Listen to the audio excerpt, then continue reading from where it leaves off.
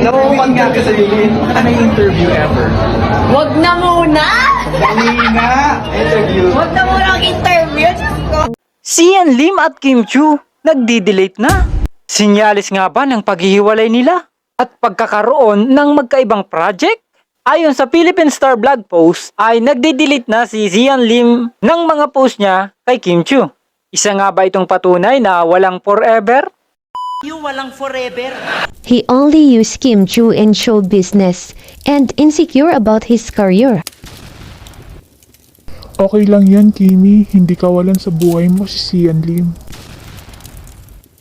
Tama lang. Kung talagang wala na sila, hindi maganda na pagkakitaan pa niya mga videos niya.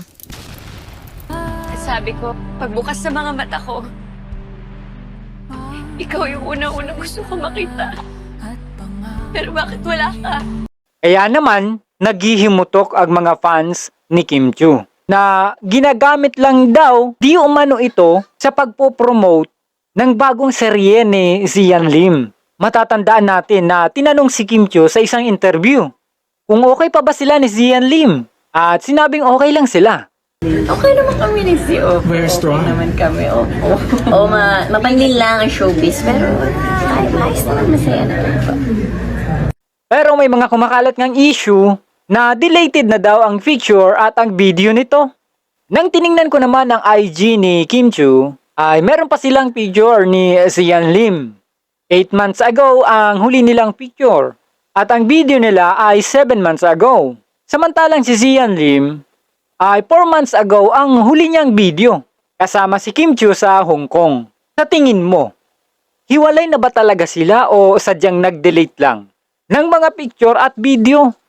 O di kaya memorize na ng mga fans ang mga video na ang mga uploaded nilang mga video at mga picture. At ngayon nga, nabawasan daw dahil nga sa pagdi-delete ng picture. Kahit sa YouTube, ay andun pa rin ang mga video nila. Ito naman ang mga say ng mga fans. He only used Kim Chu in show business and insecure about his career. Okay lang yan, Kimi. Hindi kawalan sa buhay mo si Sian Lim. Tama lang. Kung talagang wala na sila, hindi maganda na pagkakitaan pa niya mga videos niya. Ano ang dapat nating matutunan dito? Sometimes, the silence speaks louder than the rumors.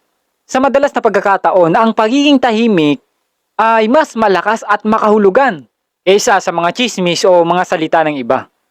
Ito ay nangangahulugan na sa halip na sumagot sa mga chismis, ang katahimikan ay maaaring magpahiwatig ng katatagan o pagiging hindi apektado sa mga salitang walang katotohanan. Sa pamamagitan ng pagiging tahimik, maaaring may pakita ang tunay na katayuan o paninindigan, lalo na sa isang sitwasyon. Don't forget to subscribe.